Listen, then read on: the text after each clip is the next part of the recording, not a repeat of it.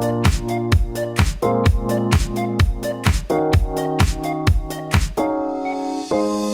how's it going guys? This is Dave 2D and this is my review of the Dell Inspiron 7000 with a 15-inch 4K screen.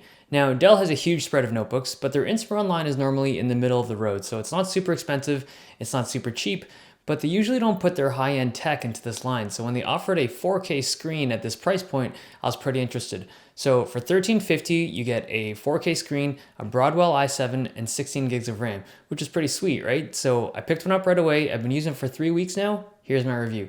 Now, before I begin, I know a lot of you guys don't care, but the packaging on this thing is pretty bad. I know, right? Anyways, here's the review. Visually, the top of the notebook looks and even feels like aluminum. It has a nice smooth finish to it, but it's definitely plastic. The logo in the middle is also black plastic. The bottom of the notebook is also made of that metallic gray plastic. It really does look like aluminum, but once you pop it off and look at it underneath, it's really obvious that it's plastic. There are a handful of star-shaped screws that I actually removed before filming this shot, which is really nice because you can access the internals of the notebook pretty easily. The intake vents are very prominent and it gives it nice venting. The rubber feet that run along the length of the notebook feel cheap to me. I could easily peel off a corner and that kind of worries me for long-term use. The hard drive that Dell puts in here is a 5400 RPM 1TB drive, and the user experience is really bad with this stock drive. So you can have Dell install an SSD for $100, or you can put your own in, but I can't stress it enough, do not use the stock drive, you will hate this notebook. The battery and the RAM chips are also removable, but I think 16 gigs is the most RAM this computer supports, but at least you can replace them if you need. So in terms of the weight, the Inspiron 7000 with the 15-inch 4K screen is 4.65 pounds, which is a little bit heavier than a 15-inch MacBook Pro, and its dimensions are also a little bit bigger as well. It's not a massive increase in weight and size, but it is noticeable. And I found that my backpack, which was designed for 15-inch notebooks, doesn't actually hold the Inspiron very comfortably. It fits, but it's a bit of a stretch. Obviously, this will be different for every kind of case or bag, but I think for a 15-inch notebook, it is on the bigger end of things. It's also a little bit thicker, but I wouldn't call it a thick notebook by any means. You can still hold it very comfortably. On the left side of the notebook, we have a hole for an AC adapter, an HDMI port, a USB 3, and a headphone jack. So the HDMI port does not support 4K 60Hz output. So if you want to use an external 4K display, you're going to have to run it at 30Hz, which is choppy. On the right side of the notebook, we have an SD card slot, 2 more USBs, and a lock slot. And the SD slot actually lets you put the whole card into the slot, unlike some of the newer and smaller notebooks. So that's kind of cool. And I know a lot of older notebooks could do this, but I found it really cool, so whatever, leave me alone. You can't open the lid of the notebook one-handed. Now, I'm not sure if it's a hinge thing that will loosen up over time, but in my 3 weeks of using it, and I opened it and closed it pretty frequently, it never loosened up. And when I filmed this to show you guys, I actually noticed that there was quite a bit of play on the screen itself when it was closed. There's a lot of flex on the top of the notebook as well. It could be just from the fact that it's plastic, but I don't feel very confident in its durability. And there is a lot of flex on the screen as well. So it kind of worries me that there's this much flex to the top of the notebook and the screen. And just for comparison, here's a MacBook. I know it's metal and more expensive, but there's much less torsion on that lid when I wiggle it around. There's an LED light up front. It lights up when it's charging, and it lights up orange when it's low on batteries. And you're gonna see a lot of that orange, but we'll get into that later. The trackpad feels really cheap. It's plastic, it doesn't track well, and quite frankly, I hate it. I tried to get used to it, but even after using it for 3 weeks, I definitely dislike the trackpad on this notebook. There's very little flex to the keyboard, which was actually surprising, but there's nothing particularly good or bad about this keyboard. The 4K touchscreen is nice. The colors have a very faint yellow hue to them, but other than that, it's pretty good. I found the screen to be a little dim at times, but for indoor use, it's more than sufficient. Now, if you look at the right side of the screen, you see that mark there? That's actually a scuff from the screen getting pressed against the bevel under the direction keys on the keyboard. I think the durability struggle on this notebook is real. Now, we have the same glare problem as I demonstrated on my Razer Blade review, and since the screen on the Inspiron 7000 isn't super bright, it's even more noticeable. So the difference between the two screens seems trivial in this shot, but that coating on the MacBook makes a huge difference when it comes to real use anti-glare.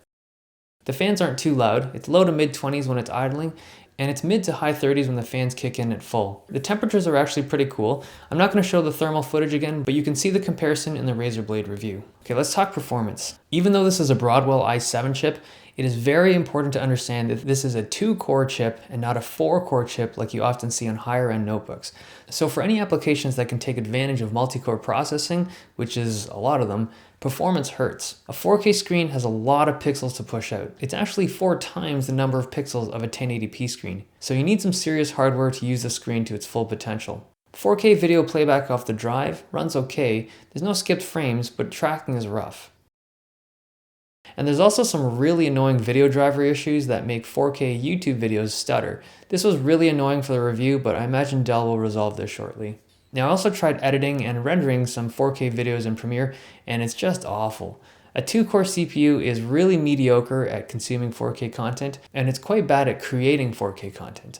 Like really, really bad. So it makes you wonder why there's even a 4K screen on this thing. Okay, I want to quickly talk about battery life. Now, it's kind of hard for me to do this part of the review because the Dell Inspiron has a 4K screen and it only costs $1,350, and I can't help but draw comparisons to my MacBook Pro, which costs a little bit over $2,000 and it does not have a 4K screen. So that being said, you have to keep in mind that in order for Dell to sell this notebook for $1,350, they got to cut some corners somewhere, and battery life is one of them. So I'm just going to say it. The Dell Inspiron 7000 with a 15-inch 4K screen has a really bad battery life. It lasts 3 hours. They advertise 4, but realistically, with average to light use, you're going to get 3. So when you're playing games at 1080p, you're going to get like a little bit less than an hour, maybe 45 minutes to an hour.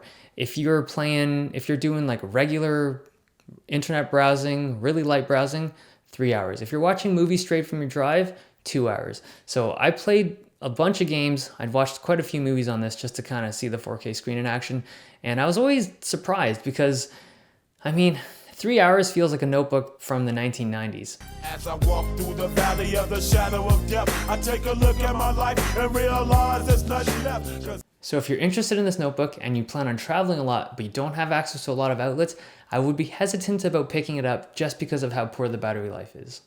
Okay, I'm not gonna lie, the very first thing I did when I got this computer was install Counter-Strike on it just to see how games would run in 4K on this thing. The video drivers are pretty immature and it was a total pain in the ass to get things set up properly, but the bottom line is this: if you want to play games in 4K, you're gonna have a really bad time. This thing gets like 15 to 20 frames per second at low settings, so it's not worth playing in 4K. But all the games that I played at 1080p, they ran pretty decent. It's not amazing. I mean, it runs at 50 to 70 frames per second, depending on the game, at medium to low settings. So if you want to play games casually, you can do it. Okay, so my final thoughts on this thing. The Inspiron 7000 with the 4K screen, I think it looks really good on paper. I mean, it's tough not to get excited about a notebook with these kind of specs for $1,350.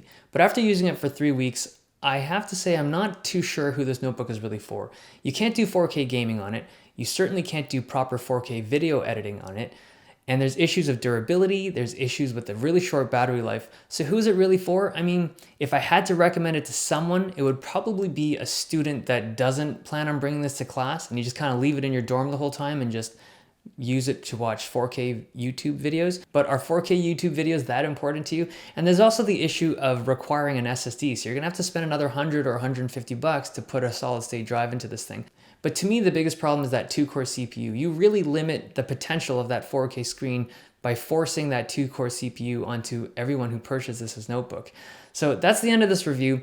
I actually spent a very long time reviewing this notebook because the first one that Dell sent me didn't have an AMD video card in it, and I didn't realize until the very end of the review, after I tore it to crap, that it was missing hardware. So I hope you guys liked this review. I spent way too long on it. If you guys liked it, please give me a thumbs up and subscribe if you can. Really appreciate it. It's been nice. I'll see you guys next time.